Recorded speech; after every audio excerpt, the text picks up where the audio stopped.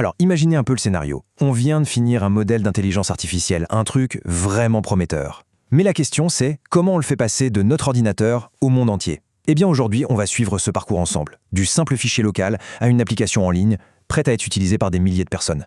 C'est là que le travail prend vraiment tout son sens. On part d'un problème super classique en fait. On a ce modèle génial, il est terminé, mais il est comme coincé, prisonnier de son notebook. Personne d'autre ne peut l'utiliser, tout ce potentiel est bloqué sur une machine. C'est ce verrou qu'on va faire sauter. Le but du jeu, c'est donc de le libérer, ce modèle. On va le transformer d'un outil isolé qu'on lance à la main en une API dynamique et accessible. Une API, en gros, c'est une porte d'entrée universelle qui va permettre à n'importe quelle autre application de venir discuter avec notre modèle. On passe d'un truc perso à quelque chose de collectif. Allez, on met les mains dans le cambouis. La toute première étape avant même de penser au déploiement, c'est d'entraîner notre modèle, bien sûr, mais surtout de bien l'empacter. Il faut le préparer pour le voyage. Un peu comme on fait sa valise. Pour ça, on va suivre un processus bien précis. Et l'astuce, la bonne pratique, c'est d'utiliser ce qu'on appelle un pipeline.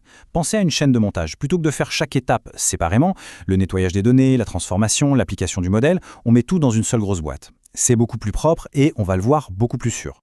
Et pourquoi c'est si important? Parce que cette approche rend le tout hyper robuste. Elle garantit que les transformations appliquées au moment de la prédiction seront exactement les mêmes que celles utilisées pendant l'entraînement. Ça peut sembler être un détail, mais ça évite un nombre incroyable d'erreurs qu'on voit tout le temps en production.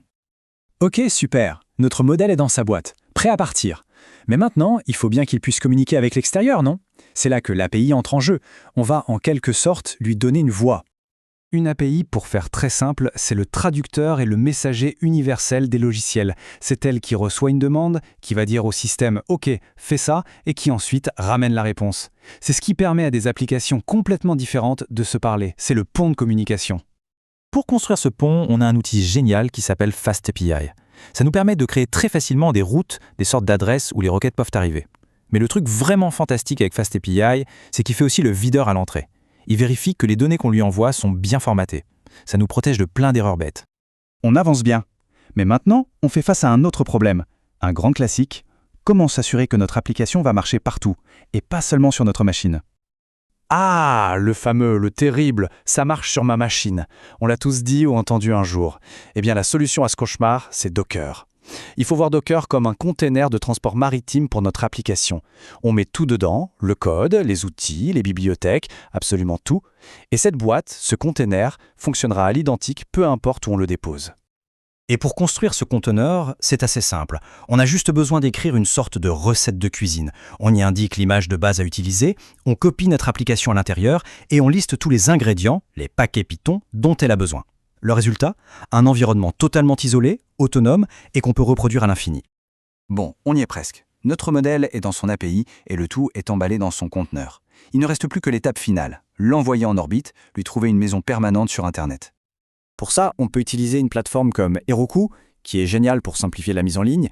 Avec quelques lignes de commande très simples, on lui dit de prendre notre conteneur, on n'a plus qu'à pousser notre code avec Git, et Heroku s'occupe de toute la magie en coulisses pour mettre notre application en ligne. Et voilà, le déploiement est terminé. Notre modèle a achevé son voyage. Il n'est plus un simple fichier sur un ordinateur, c'est devenu une véritable application web, fonctionnelle et accessible au monde entier. Concrètement, ça veut dire que l'application a maintenant une URL publique. N'importe qui, depuis n'importe où, peut lui envoyer une requête et recevoir une prédiction en retour. C'est la concrétisation de tout ce travail. Le modèle est enfin utile.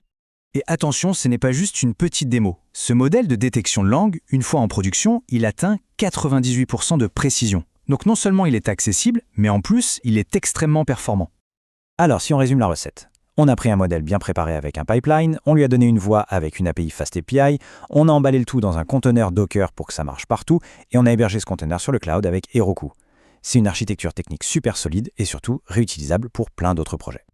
Maintenant que ce chemin est tracé, du simple notebook à l'application mondiale, la vraie question qui reste, c'est quel sera le prochain problème à résoudre? Parce que maintenant, les possibilités sont vraiment infinies.